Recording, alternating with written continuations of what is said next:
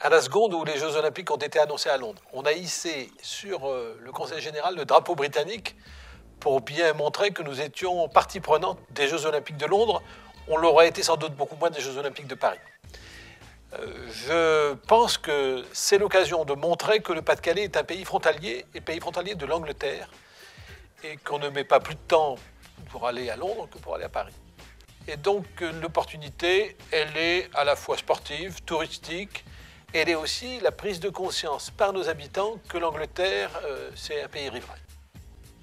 Oui, il y aura des retombées. D'abord parce qu'on est à 100 km de Londres, que tout le monde va regarder comment se positionner à 100 km autour de Londres. Il y a des gens qui penseront qu'on ira plus vite en venant du Pas-de-Calais pour aller sur le terrain olympique qu'en venant simplement de la banlieue nord de Londres. Il y a la French Way of Life. Et il y a aussi la possibilité pour nous d'organiser une saison culturelle qui soit le complément de la saison sportive. Et donc, on sait bien que les Anglais ne peuvent pas tout faire. Nos amis du Kent nous ont aussi donné quelques indications sur ce qui allait se passer chez eux. Et je crois que le Pas-de-Calais va donc être, à cette époque-là, un lieu d'accueil touristique, un lieu d'accueil culturel, après avoir été, dans la préparation des Jeux, un lieu d'accueil sportif. On a d'abord décidé de se lancer un défi. Les Jeux Olympiques, c'est mobilisateur du point de vue sportif. Nous sommes 300 000 licenciés sportifs dans le département du Pas-de-Calais. Nous avons décidé d'être 400 000 pour les Jeux Olympiques. Mais à partir du moment où on a dit ça, on n'a rien réglé. Il faut aussi des équipements. Et donc, par conséquent, il faut multiplier les équipements. Nous venons de décider de mettre 20 millions d'euros sur la table, tout de suite, pour moderniser des équipements sportifs ou en construire d'autres. Ça veut dire être accessible, le Pas-de-Calais, à toutes les disciplines olympiques. Qu'on puisse s'entraîner dans le département du Pas-de-Calais ou que nos jeunes puissent pratiquer l'ensemble des disciplines olympiques.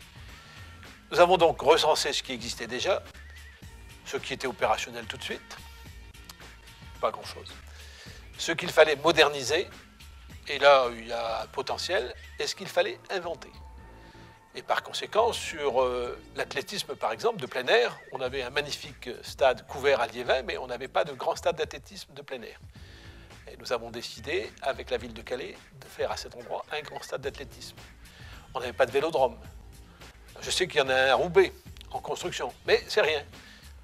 Liévin doit être un pôle d'excellence sportive. Nous allons compléter ce pôle d'excellence sportive par la construction d'un vélodrome et d'un dojo en liaison avec la région. Donc, comme vous voyez, nous essayons de faire en sorte que nos jeunes aient la possibilité de faire de la pratique sportive et en même temps que les équipes étrangères qui veulent venir s'entraîner chez nous puissent avoir les infrastructures nécessaires. J'ajoute aussi qu'il y a des disciplines moins spectaculaires pour lesquelles nous faisons des gros efforts. Je pense à la lutte, par exemple. Nous allons construire une salle spécifique dédiée à la lutte à Marquise. Je pense à la gymnastique, puisque à Arques, nous allons dédier une salle spécifiquement à la gymnastique. Je pense au canoë-kayak, je pense à l'aviron, au jumping, à art de l'eau, au tennis, au touquet, et à bien d'autres encore.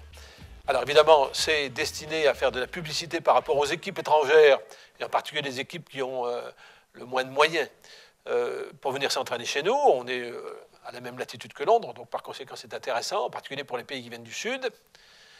Deuxièmement, nous allons essayer de faire en sorte que ces lieux puissent ensuite continuer à accueillir de l'événementiel international, car à partir du moment où vous êtes homologué site olympique par le comité olympique français et le comité international olympique, vous pouvez ensuite accueillir toutes les compétitions internationales. Ça veut dire qu'on aura de l'événementiel sportif dans le département du Pas-de-Calais à la suite des Jeux olympiques.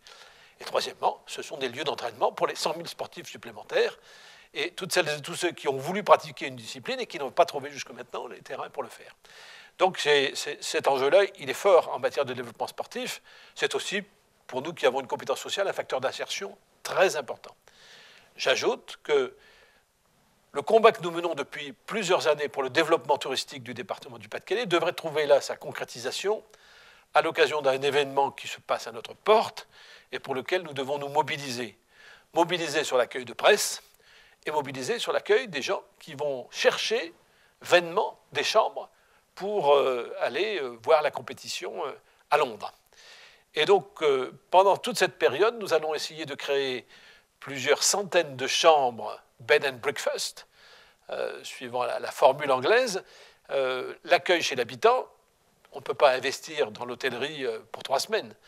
Et aussi, nous allons essayer de faire en sorte que cet accueil soit doublé d'un accueil de loisirs qui permette aux gens de mieux découvrir la France, et en particulier ceux qui viendront de l'extérieur. C'est aussi, sans aucun doute, l'occasion d'une carte de visite supplémentaire pour toutes celles et tous ceux qui passeront à travers le département du Pas-de-Calais lorsqu'ils rentreront chez eux. Finalement, Londres, c'est la banlieue du Pas-de-Calais, c'est ce que nous voulons faire de ces Jeux Olympiques.